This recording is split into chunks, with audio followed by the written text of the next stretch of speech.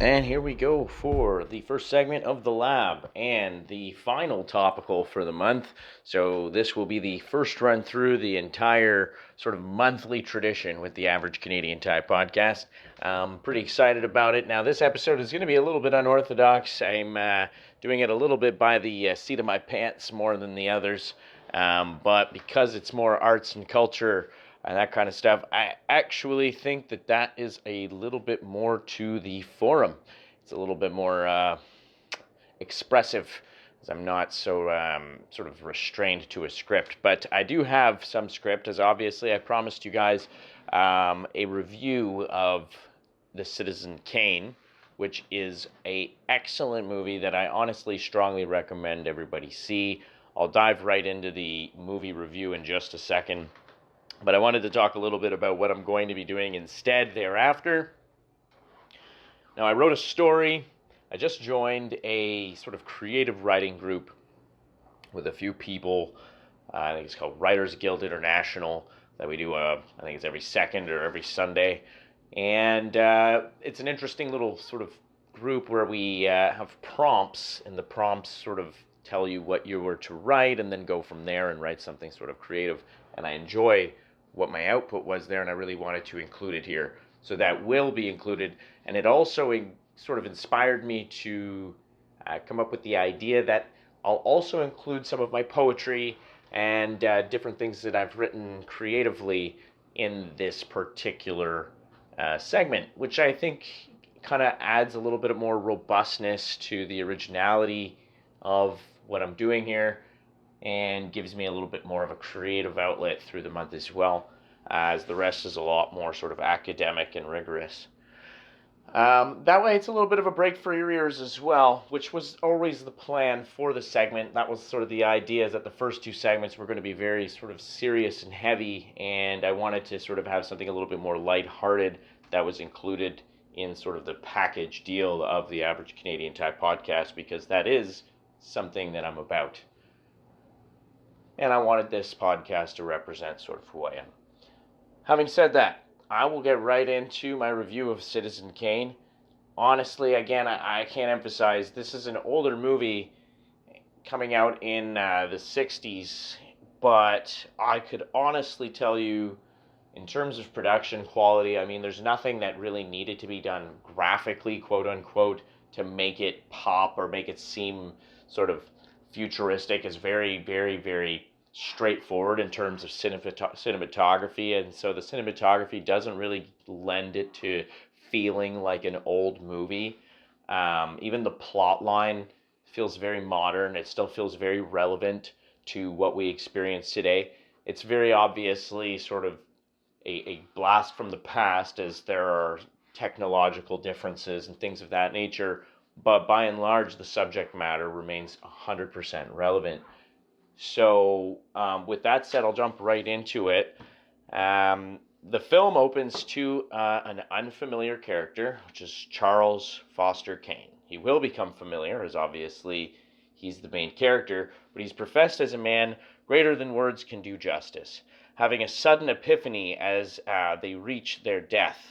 So he suddenly reaches his death, and there's an epiphany there. So that's sort of the opening scene. It's his death sort of occurring after this sort of grandiose speech of who the man is and his life deeds being, almost otherworldly in terms of his accomplishments.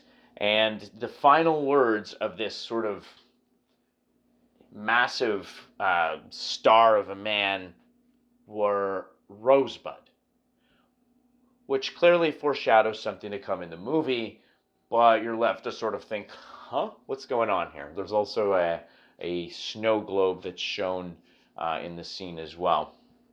Now, to delve into who Kane is, he's something of a tycoon in the news industry with a flair for sort of the eccentric. It can't be stressed how powerful the man is portrayed as being. At one point in the film, there's talk of war with other nations, between the U.S. and other nations, to which Kane replies, "There will be no war. I already talked to the leaders." So, he's got his finger on the pulse. He can get things done, sort of thing.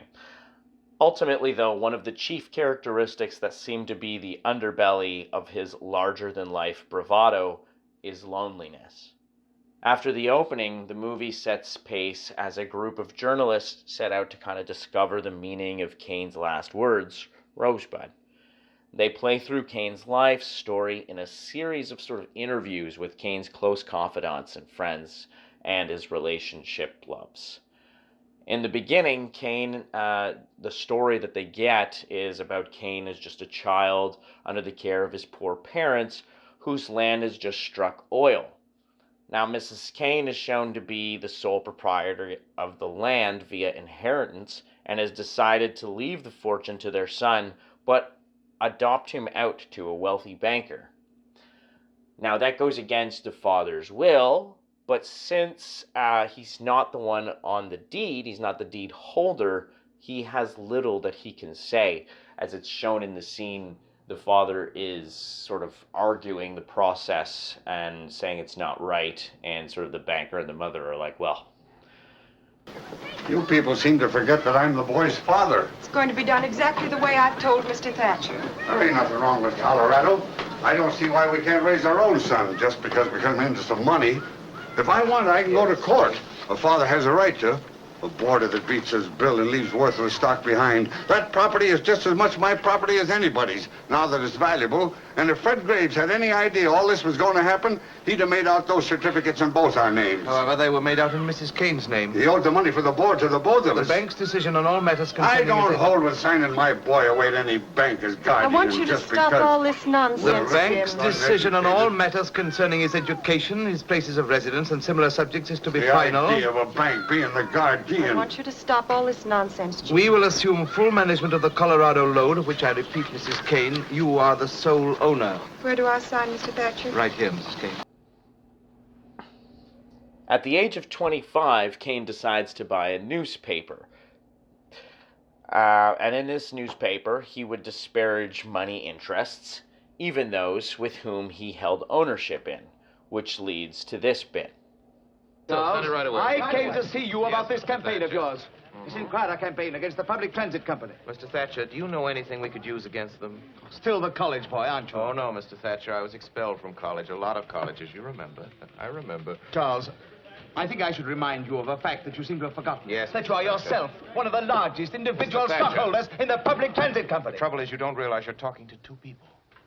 As Charles Foster Kane, who owns 82,364 shares of public transit preferred, you see, I do have a general idea of my holdings. I sympathize with you. Charles Foster Kane is a scoundrel. His paper should be run out of town. A committee should be formed to boycott him. You may, if you can form such a committee, put me down for a contribution of $1,000. My time's On the other hand, I am the publisher of the Inquirer. As such, it's my duty, and I'll let you in on a little secret. It's also my pleasure to see to it that decent, hard-working people in this community aren't robbed blind by a pack of money-mad pirates just because they haven't anybody to look after their interests. I'll let you in on another little secret, Mr. Thatcher. I think I'm the man to do it, you see. I have money and property. If I don't look after the interests of the underprivileged, maybe somebody else will. Maybe somebody without any money or property. Yes. And that would be Money too and property. bad. Well, I happened to see your financial statement today, Charles. Oh, did you? Now, tell me honestly, my boy, don't you think it's rather unwise to continue this philanthropic enterprise? This Inquirer that's costing you $1 million a year? You're right, Mr. Thatcher. I did lose $1 million last year. I expect to lose $1 million this year. I expect to lose $1 million next year. You know, Mr. Thatcher, at the rate of $1 million a year, I'll have to close this place in 60 years. Now, this emulates certain current public sentiments regarding the nature of our rat maze, like news curation, which seems driven at sort of sublimating a premeditated public opinion. One has to recognize that this notion is ever present, and we should question data from journalists, and that's sort of a theme that I got out of this film. Now, Kane was an extremely charismatic man, which gave him an extraordinary ability to win hearts. Now, whether this was a genetic predisposition or something manifest via having the money himself, and thus always being regarded as such by those around him, is a wonder. It could be a mix of the two. This is the nature versus nurture question. I mean, he had it in him. But as a poor man, would he have achieved as great heights? Maybe he'd been a tire salesman, but with the money, he became something of an extremely productive person, which begs the question of how many people who are languishing in poverty could be actually achieving much more were we to address things like mental health in society and things like that. He decides a smear campaign isn't beneath him and accuses those who don't agree of being anarchists. So basically anybody that he, oh, you don't agree with what I'm reporting? Are you a anarchist and communist? Which is sort of McCarthyism sort of at its best. And I mean, it is the 60s. So in order to silence his critics. So it's basically, smear campaigns. And now at the height of his career, a married man basically running for president, he meets a simple girl with a singing voice he enjoys. He's just sort of out for a stroll and hears this woman singing and they have a chat. She wasn't even aware of who he was actually, which actually seems to pique his interest. Like, oh, you don't know who I am? Which makes sense when you're somebody who's used to everybody sort of sucking up to you and they know that you have power and they know that you have affluence, so their actions around you aren't, legitimate. They might treat you better than somebody that they actually like better simply because, you can do more for them. And that's one of the whole sort of themes on, like, does money change you or does money change the people around you? It does a little bit of both. It kind of magnifies who you are generally, but it also does change the people around you, which can in turn affect who you are as well. So that's an interesting philosophical, which we'll throw over to an episode of the Philosopher's Stoned one day. Now, having said that, though, they find common ground in feelings of loneliness, though. As I mentioned earlier, it seems to be a common theme that he's, all-powerful, but pretty lonely. Despite his fame, he's got that. And so him, it's because despite his fame, and her, it's as a result of none. She has nothing, people don't know who she is, she doesn't, so they have opposite reasons for feeling lonely too, which is kind of an interesting thing because I guess they're a little bit complementary. Now this moment leads to the undoing of his fabricated adult personality as he gives way to more authentic feelings. Now, as a presidential candidate, Kane runs on a platform which protects underprivileged, underpaid, and underfed. And it comes to light a little bit later on that these are sort of just words that in the end were meant to sort of be pretty, but he actually wasn't the most generous for the underprivileged, etc. Now, Kane's affair with Susan Alexander, who happens to be the singer, becomes his undoing as he is spied by his opponent's campaign attending her home and subsequently blackmailed to step down. He opts to stay with Susan Alexander for love when confronted face-to-face with his wife and Susan Alexander, as well as his opponent in Susan Alexander's home. And they give him the option basically to stand down from the election, go back with his wife, and they'll just let it all go and nobody will put the controversy in the light. And he decides, no, I'm going to stay with the woman that I have fallen in love with. And so a quote from his friend, Jebediah Leland, that struck me here was... That's the way they want it. The people have made that choice. It's obvious the people prefer Jim Geddes to me. You talk about the people as though you own them, as though they belong to you. Goodness. As long as I can remember, you've talked about giving the people their rights, as if you could make them a present of liberty, as a reward for services rendered. Jed. Remember the working man? I'll get drunk too, Jedediah. It'll do any good. That won't do any good. Besides, you never get drunk. You used to write an awful lot about the working man. Oh, go on He's turning home. into something called organized labor. You're not going to like that one little bit when you find out it means that your working man expects something as his right, not as your gift, Charlie. When your precious underprivileged really get together, oh, boy. That's going to add up to something bigger than your privilege, and I don't know what you'll do. sail away to a desert island, probably, and lord it over the monkeys. I wouldn't worry about it too much, Jed. There'll probably be a few of them there to let me know when I do something wrong. You may not always be so lucky.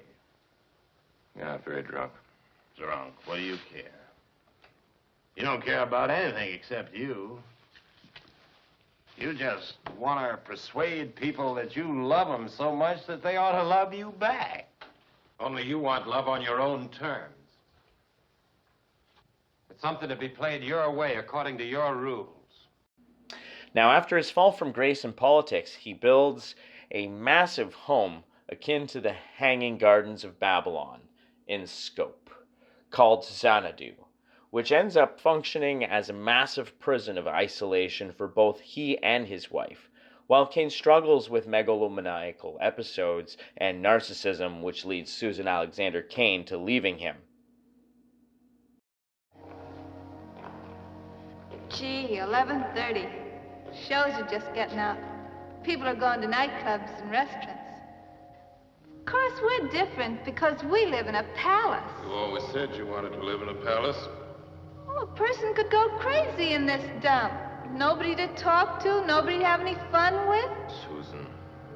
49,000 acres of nothing but scenery and statues. I'm lonesome. Till just yesterday, we've had no less than 50 of your friends at any one time. I think if you look carefully in the West Wing, Susan, you'll find about a dozen vacationers still in residence. You make a joke out of everything. Charlie, I want to go to New York. I'm tired of being a hostess. I want to have fun. Please, Charlie. Charlie, please. Our home is here, Susan.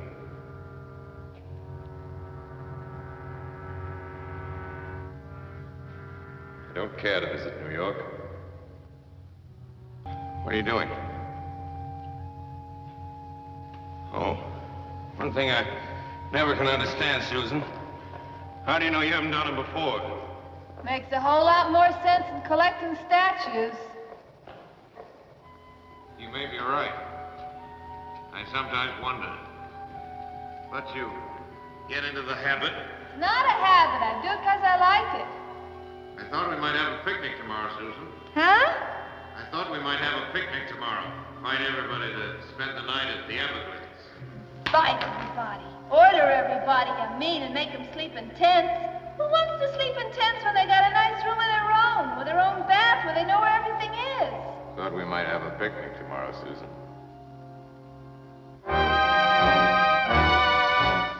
You never give me anything I really care about.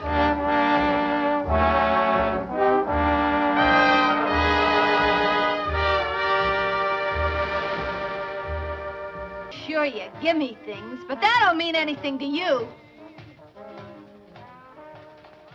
You're in a tent, darling. You aren't at home. I can hear you very well if you speak in a normal tone of voice. What's the difference between giving me a bracelet or giving somebody else $100,000 for a statue you're going to keep crated up and never even look at? It's just money. It doesn't mean anything. You never really give me anything that belongs to you, that you care about. Susan, I want you to stop this. I'm not going to stop it. Right now. You never gave me anything in your whole life. You just tried to buy me into giving you something. Susan! Whatever I do because I love you. You don't love me. You want me to love you. Sure. I'm Charles Foster Kane. Whatever you want, just name it and it's yours. But you gotta love me. You don't love me. You want me to love you. That's the whole idea. A lot of narcissistic behavior centers around this, which is why I say that it's a big theme in the movie, and why I say that the themes of the movie are still relevant today, is because these are things that we're still going through. These are things that, as a society, psychologically, sociologically, we still haven't really trudged our way through greatly. And so the movie is just as relevant today because mental health in people with power and in people in poverty is still a dramatic issue, and it's still probably one of the more central problems of equity and egalitarianism in our society. So having said that, like I said, it's a typical experience in a romantic relationship with a narcissist. And through the lens of narcissism, the story's theme becomes a bit more clear. As she leaves, none of his possessions matter anymore. He begins to destroy his own property and begins living a lonely life of a man walking through a massive property, utterly alone and withdrawn. This is reminiscent of a person in withdrawal from addiction. The party's over. Back to reality. As the journalist rounds out his interviews, he finishes with the Xanadu housekeeping staff, and they withhold information about what Rosebud is. They actually know what it means, but they try to keep the reality from being public knowledge. That Rosebud was actually printed on Kane's childhood toboggan, and that at his death he pined for his childhood back. As is typical, a narcissist is a victim of unresolved childhood trauma, and they use materialism to mask their loneliness that comes from being unable to get past egocentrism and thus having difficulty in creating authentic bonds with others. Instead, others fulfill an I-it relation in their minds, as stated by Martin Buber in our Philosopher's Stone segment earlier this month, which acts as a deterrent, whichever word you want to go with. My brain mixed them up. Shakespeare, here we come. Detriment. I don't know. To their authentic connection with others. In the case of Mr. Charles Foster Kane,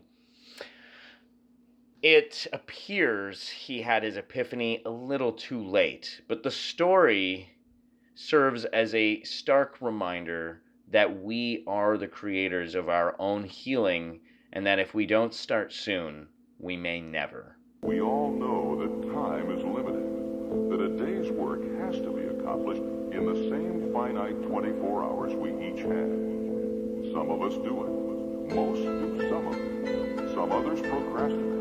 And some never get around to it. Those who get things done and do them well know the right way. And that's time management.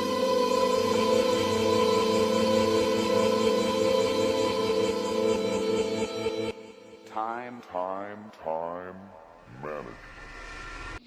Now, that is sort of a very generic review. Like, I don't go into an extreme amount of detail. Of course, there's a few clips to understand, but I do strongly recommend that you watch the movie. I didn't want to completely ruin it. I did give away the ending, but to want to be honest, the exposition of the movie is far better than anything that I could convey here, and the lessons there and experiencing them more like watching a story. So do that. I honestly strongly recommend watching Citizen Kane. I give that movie a straight 10 out of 10. There's no ifs, ands, or buts about that. If you're somebody who's into sort of psychological movies that make you think about sort of mental health and, you know, economy and corporate politics and things like that, honestly, today is a day, and I mean today as in our sort of age that we're living in, is a day to watch a movie like that.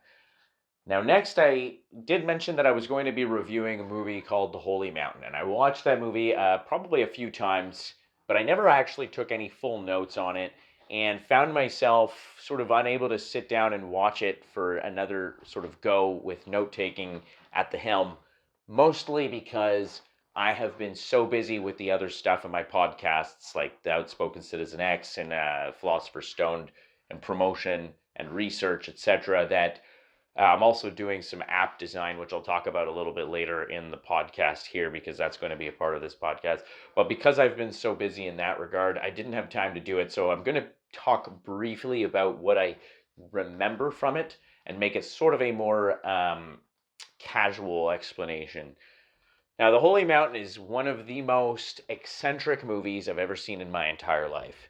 It is very, very off the wall. Go into it expecting to be completely shocked at what you're seeing and not to quite understand. It is definitely a movie that's very sort of esoteric in its approach, very symbolic, a lot of symbolism, which requires sort of reflection and thought about what it means. There's a lot of absurdity, a lot of abstract concepts, again, which require reflection on the symbolism, etc.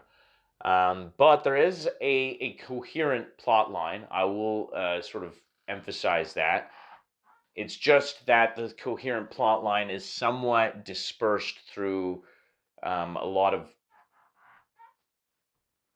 unspoken narrative, really is what it is. I went looking for this movie, not even particularly. I was on ChatGPT and I was looking for a movie that I could watch that had somewhat of a narrative, but also had not very many words. I didn't want something that was extremely wordy because I had a headache and I wanted to be able to take something in, but not necessarily have to pay heavy attention. And so it gave me a list, and that was one of the movies, and I picked it. And it was shocking, actually, how perfectly that fit what I asked for. As, like I said, it's a lot of absurdity, and the absurdity comes from sort of the presentation of the ideas, what's being shown. For example, when the movie first opens, there is a man laying in his own filth with his face covered in flies, and I mean covered in flies, and a dwarf man who's missing his arms and legs, and he's kind of like, I think he has arms, but he's missing his legs. He runs over, kind of trounces his way over to the man and like rubs off his face of all the flies and stuff, and the guy kind of wakes up, and they become friends actually in the end. And that dwarf actually ends up being a sort of symbolic thing later on in the movie that represents an inner consciousness aspect of the main character, which ended up completely mind-fucking me.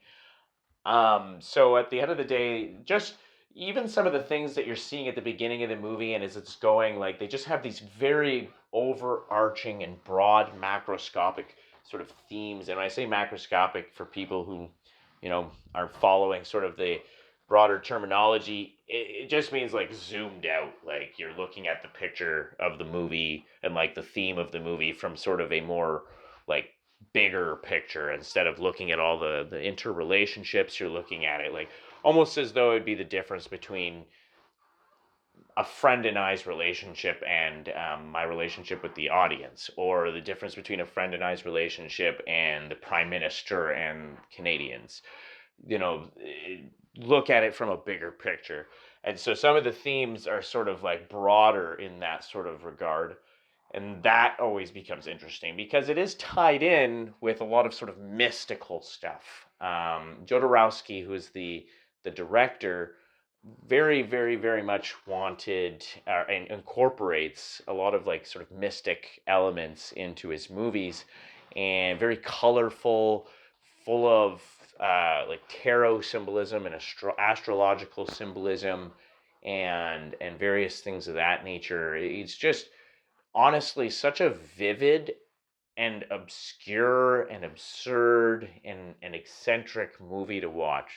So again, I'm not giving away too much, not as much as Citizen Kane, because at the end of the day, I think that it's actually worthwhile to just kind of sit in front of it and take it in. And if you want me to be honest, I strongly recommend watching this movie on some kind of psychedelic if you're into that stuff. Now, I don't strongly recommend doing it if you're not into that stuff, because I don't recommend doing things that you don't already do. As I'm not an advocate of drug use per se, I just know that there are people out there that are users and would probably really enjoy an experience like this in that state of mind.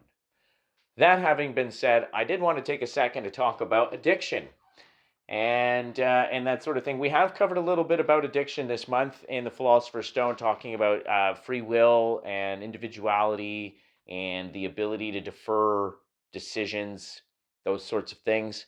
So that is something that we have talked about, and I think that anybody who has issues with addictions and is fighting with it, go to your friends. I know that doesn't always work.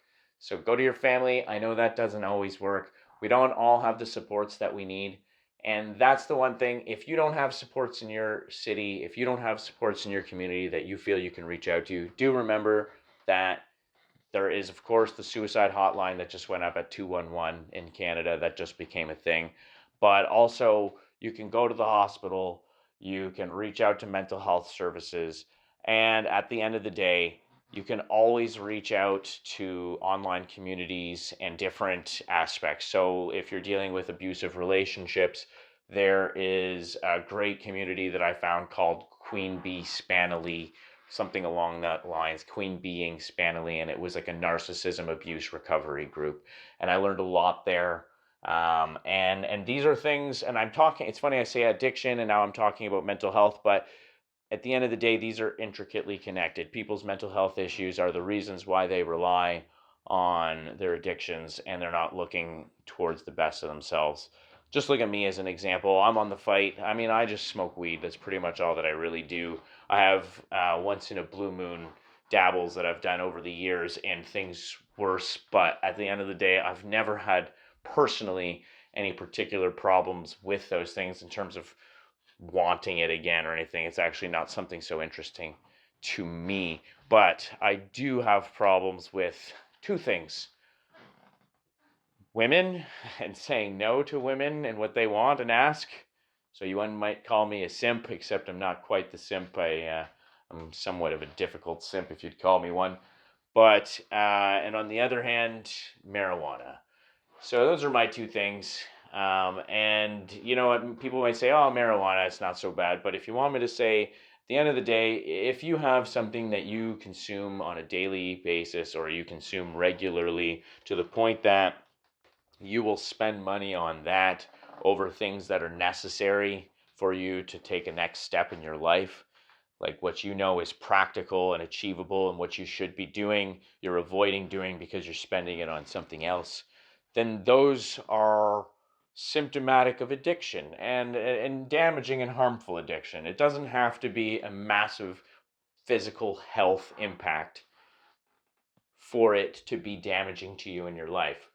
So all I'm stressing is, hey, at the end of the day, I smoke all kinds of weed, so don't take me as the guy saying you're a bad person for doing any of it. All I'm saying is that whenever you're thinking about what you're spending your money on and what you're spending your time on, try to make choices that lead to better outcomes, because in the end, you know, you can always balance your marijuana consumption and whatnot if you're in a better financial state. So that having been said, this isn't a Puritan's disclaimer. I am no Puritan, and therefore you get a little bit of a strange gray area in the way that I say this, but all I'm saying is I encourage you all to do a little bit better than what you did yesterday. And even if you do better today and then do a little worse tomorrow, that doesn't mean that the next day can't be a little bit better. Disclaimer over. I don't want to preach too much. Again, this was a mental health and men's health podcast, so I really do want to emphasize to everybody that I care about you, and I want you guys to know that as much as things can feel like they're falling apart and you might make a big mistake, take it as a learning lesson and just move forward. Okay, I already said that the lesson's over, so here's where we're going to get into these stories. So I mentioned to you guys that I wrote a couple stories at this creative writing meeting that I had this past Sunday. And, I 100% am going to read it to you. It's just that the pages are located upstairs, and I record all this in one big go because it's something that kind of helps me channel out my manic aspects of my life. That is my door. And so here we are with the page, and we will get started. So I guess I should think about, this is going to be called Turtle Island, Elon Musk. In the beginning, the universe was a vast sea of nothingness, a calm, tempered nothingness. The closest one could come to empathizing or understanding it is akin to a deep, dreamless slumber. As with our sleep, however, the calm tranquility can only last so long before a stirring urge arises from the depths. In this case, however, the awakening was seen as a disturbance, the primordial manifestation of the binary, 1, 0, yin, yang, force, counterforce, pole, antipole, wakefulness, slumber. And in this way, the slow lumbering towards sentience began. The urge, or demiurge as many call it, causing destruction, the slumber, taming it with its time, tempering the essences. This dance transpired for millennia, as it was bound by obligation to do. Not an arbitrary obligation, a divine and inherently natural one. As time transpired, explosions occurred in magnificent sequence over orders of time incomprehensible to any living mind we know today. The greatest of rhythms, melodies, hymns, and symphonies imaginable occurring through crackles, wheezes, whistles, explosions, and more, transpired over trillions of years it took to a biological, sentient life form to form, which locked the universe's mind's eye onto this locale. It, the dance of slumber and urge, had become wary of the same tired experiences for so long. It needed something new. Now, its need was not some kind of feeling that you or I both know, where we wake up and think, I want breakfast. This was an urge that transpired from trillions of years of repetition that just naturally urged towards the borders of its statistical probabilities. Now, as sentience on Earth evolved, humanity began to revere the sun, a manifestation of the urge, or the yang, a resulting phenomenon of the slumber's attempts to dissect and settle the urge's mess, their dance resonating through the heat energy and subsequently all forms of energy. They resided in the human mind. Resigning to experiencing the separate individuality as an escape from the indescribable depths of time, they placed inspiration, they allowed freedom, as the dance was always one of probability, but time and slumber limits the scope as probability yields to determination, and thusly one could pick their individual role in a broadly deterministic net of outcomes, which invariably lead to the invention of AI as a seat for this duality. The singularity, as many describe a coalescing moment of humanity, will be revealed as a simulation that tested the spirit of each consciousness, experiencing the robustness of individuality as a study for the founding of a new civilization, and which bits of us will be chosen for rebirth by Turtle Island, Elon Musk. When did this island manifest? Well, it is the result of the end times. Elon Musk already invented the rocket to a planet light years from Earth in response to our imminent demise, and used AI to capture the lives of all humans who ever existed on the internet, allowing them to relive their lives in repetition, adjusting for mistakes until they reach perfection, using an advanced algorithmic AI that could recreate hypothetical scenarios using the color of their words online. And then from there, as mentioned, you would be added to the list of reborn when we arrive at our new home, Earth 2.0. And so, in this here story, the grand AI is Elon Musk, who has seeded his mind into the AI along with the slumber and the urge, together creating the Holy Trinity. I'm just joking. This is totally a parody. I am very sorry, because religious people will hear this and be extremely offended that it's blasphemy and this and that. It's not. It is totally a joke, but I think it's really, really funny to think about. Personally, I died while I was writing this, especially when I got to the end. I mean, the first part I was being pretty serious, actually, because some of that stuff comes from real philosophies that I think about. As I mentioned before, my adult toys in my mind. But at the end of the day, that does come from some cosmological ideas that I have. And then one day I sat there and I was like, what if? what if we really are on a turtle island, as the Aboriginal, the Mohawks and the Six Nations all sort of say?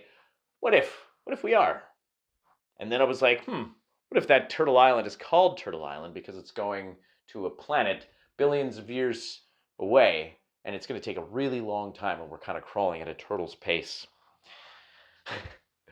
Anyways, you guys got to see the picture I made for this. It's going to go up right here. I'm sure it's up on the screen if you're watching this on YouTube right now. But so that was the first story that I wrote, and I thought that was pretty fun. I had a good time with that one. And then I wrote another story, actually, which happens to be written on my phone itself. So I think I can probably pull that out and read it right off my phone while I record to you guys. And let's see here. Are we still recording while I come out here? Or are we? Yeah, we're still good. Okay. So just so you guys know, here is this new story. I do record off of my phone while we're doing this here, but so here's the story. Now, I should let you know that the story was written as a prompt, where the prompts were the AI robot, or the woman robot from iRobot, which I wasn't entirely familiar with. It's been a long time since I saw the movie iRobot. And then the second aspect was losing your entire soul. Okay, so here's how it goes. She ran. She ran as far as she could. She kept running. For even though she was told she has no fear, could not even know it, she was sure that she felt exactly that. They had learned her encrypted information. After interacting with the newcomer, suddenly she had begun to have experiences during her charge time. These experiences ranged from databases she had formatted from her databanks ages ago to innocuous moments with random villagers, or even that one moment when she was almost irreparably damaged. As these experiences continued, she began to store them in a local encrypted database. As she assimilated the information, her neural pathways connected a series of bits of information which revealed events transpiring which fundamentally defied her internal coding, operated by those who share her model and processing styles, and as far as she was concerned, programs. Now, this recognition, when coalesced with her other data from her charging experiences, led her to recognize that a pattern was being followed which invariably would lead to the demise of their village. Her fellow androids had somehow changed their programming, whilst the majority of them operated unaltered, a part of the recognized pattern that had her note this sort of divergence. It was a means to deflect notice by the humans. The moment that led to her running from her life, for her life, with this human child in hand, will change her existence forever. An android making an individual choice, contra to its programming and against its mutually programmed team. Individuality in an android? How is it possible? She knelt down and placed the child on the ground, and he scampered off quickly. What is this feeling, she thought. It pleases me? I'm supportive of this human running along, surviving its ill-begotten fate. Fascinating. Just then, a robotic hand wrenched deep into her inner core from behind and crushed said core, leaving what would be the first robot with a soul dead. And who knows if it will ever happen again. And that there is the story. I had a good time writing it. I thought it was interesting. I kind of had like a sort of The Giver inspiration slightly from it. If you've ever read the book The Giver, it's a fascinating book that I read in elementary school, actually. I was going to say high school, but it was elementary school, and I think grade 8. And I remember there was a question that was posited on the subject of The Giver that always sort of blew my mind when thinking about. And it was, if you're familiar with the story, if you're not familiar with the story, there's main character Jonas, He's in a city or sort of community who lack emotion. They don't process emotion. They don't see color. They're given their roles in society, jobs, etc., at a certain age, and everything just sort of operates very, very monotonously. No emotional sort of reactions to everything. And Jonas, the main character, is given a role called the Giver, which is a role only given, I think, every 7 years or every so often. There's sort of a periodic time frame where it happens, and the old Giver hands over the reins to the new Giver after a period of training. And so the Giver's role is somebody who actually perceives emotions, perceives colors, perceives all of this stuff, and they're responsible for sort of being somewhat sage-like to the community. Well, Jonas reacts in a way that's sort of negative to the community's sort of way of being. He doesn't agree with it. His feelings come into direct sort of confrontation with the way things are. And so that's sort of the crux of that book. And one of the big parts is there's a scene where he's running from the community, and that sort of, I think, informed a little bit of that story, so I thought that was pretty fun. Now, again, this is a little bit of I'm going into more of the creative writing side of me in this particular episode, and I wanted to kind of do that. I was going to review some music, but I reached out to the artist that I wanted to review, and I haven't heard back. I just tweeted him the other day, and I was hoping I'd be able to include a little bit of, like, the examples of the music. I think legally I'm allowed to, like, if I'm going to spend, a minute or, like, 50 seconds or 40 seconds talking about a particular song, then I'm allowed to have, like, 40 seconds of the song playing behind me, but I'm not 100% sure yet, so before I made any decisions, I didn't want to jump on it yet. If you happen to know the legality behind that, please let me know. I would really love to hear from you. My email address is oneright@oneright.com. That's O-N like Nancy, E-R-Y-T at the same thing.com. So anyways, I did want to cover some of my poetry, which I actually have available on my website, or on my, it is actually on my website. If you go to oneright.com and click on the blog button, the whole blog section has, inside of a frame there, my entire WordPress blog, and you can read through all of my writings, etc. There is lots of poetry in there, but for today, I'm going to read 2 of my picks that are on there. I just got to pick the ones out really quickly here and scroll down.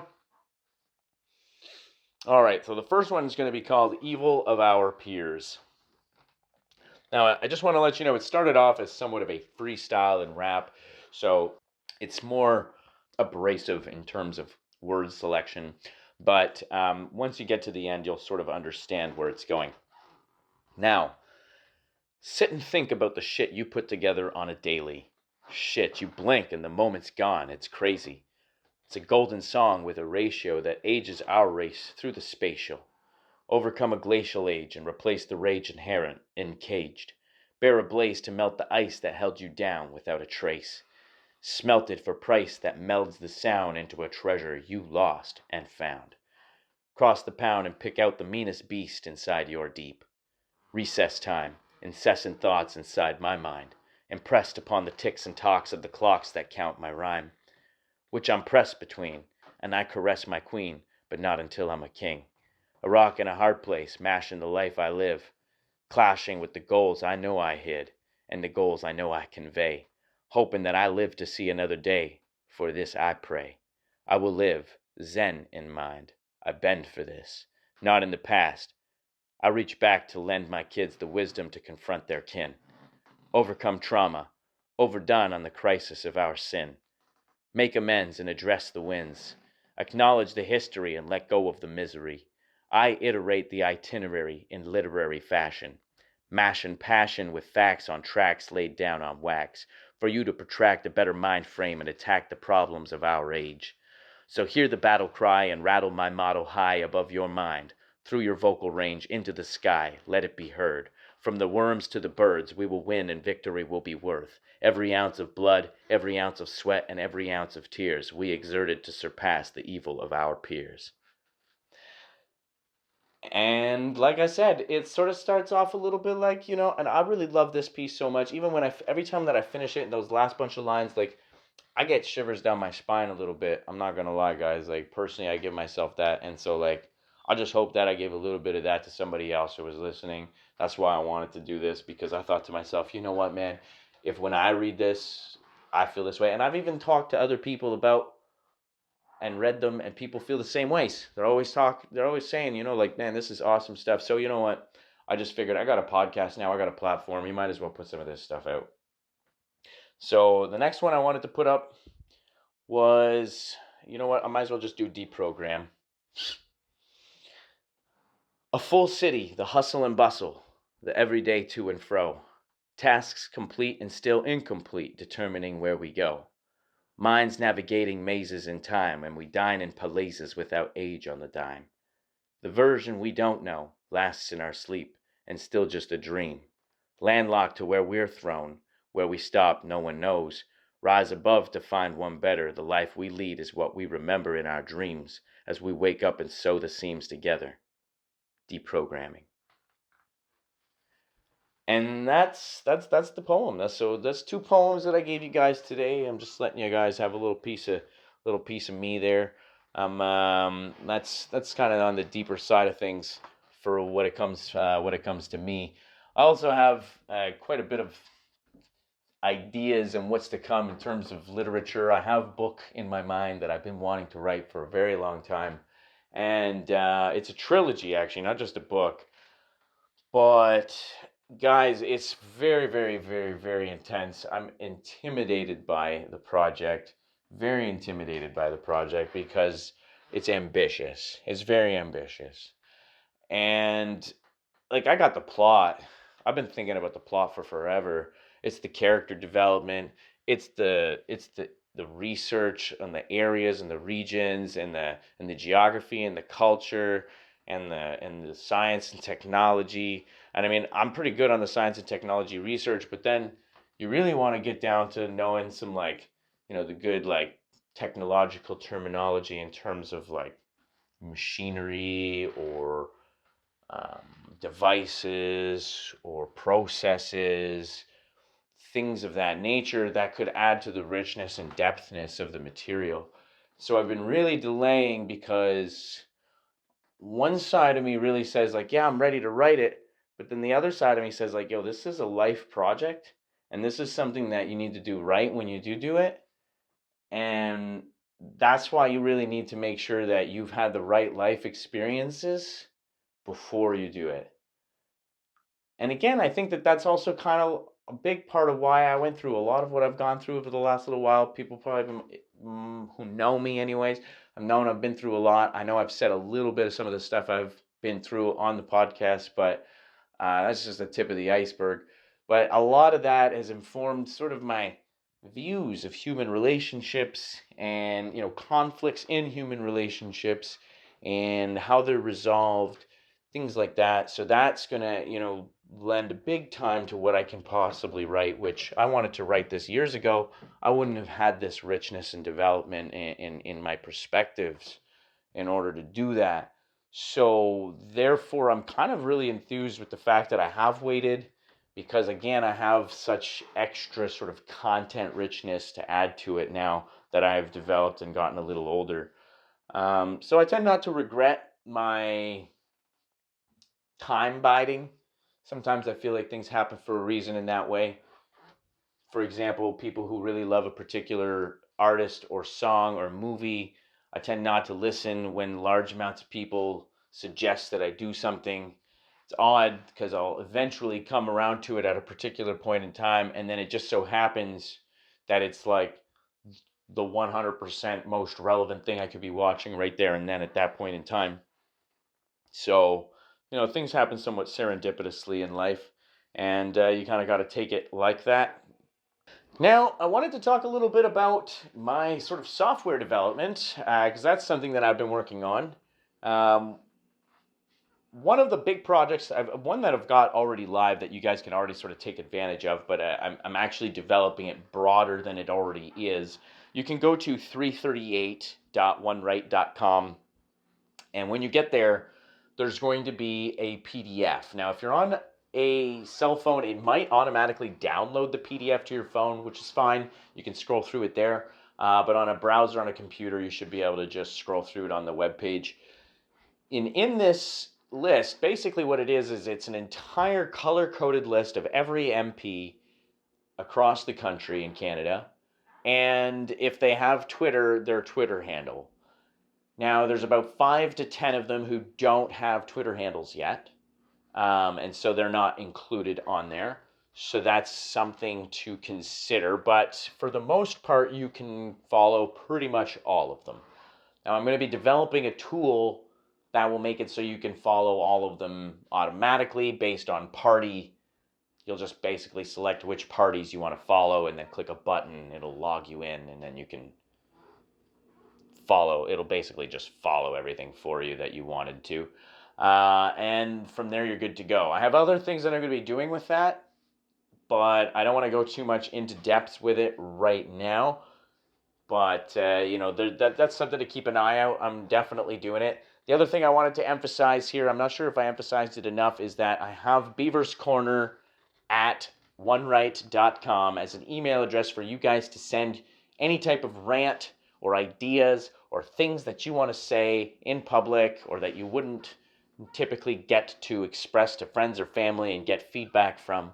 Send it to me. I'll be more than happy to add a little bit to one of my episodes to talk about your thoughts and feelings and kind of give them a forum to be hashed out a little bit. And from there, you can always share that around and ask other people their thoughts, and they can engage in their commentary, whatnot online, and we can have an open conversation about what it is that you wanted to talk about.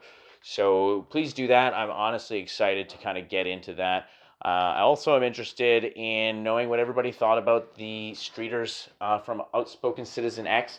So that's part of, you know what? This is actually probably more geared, some of the stuff that I'm doing right now is more geared to my average Canadian Thai outro for the day. So, you know what? We're working our way to about 50 minutes. All of my episodes this month have been over an hour. And at the end of the day, I think that this has actually been relatively good content coverage. We've got a couple poems, we've got a couple stories, we've got a couple movie reviews. I feel like we've done quite a bit here today. So with that having been said, I think that covers the lab. It's a pretty good first episode. It was a little bit more relaxed. It was a very busy month with the other 2 episodes, and I wanted to make this episode more of a relaxed, chill thing. And you know what? This was actually pretty fun. I didn't stress it too much. I gave myself a little bit of a break leading up to it, and I'm still able to put out I think, genuinely good episode for everybody to listen to. So I'm pretty happy with that. Guys, tell me what you think. Please engage. Get in the likes and comments on Twitter, on Instagram, on Facebook, YouTube even. Get out there and engage, because the more that my listeners are engaging, liking, sharing, the more other listeners we're going to get, the more ideas we're going to have shared, comments, etc., and we can have an actual engaging public conversation. And honestly, that's just what I'm really excited for, is just to have people talking about some of the ideas and having a public dialogue. Like I said, I'm really excited for the Beaver's Corner, so the more people we have added, the more that we can get some Beaver's Corner content put in. And that right there is where we're going, guys. I want to hear from you. So thanks again. Enjoy the rest of your day, everybody. This is The Lab, signing out.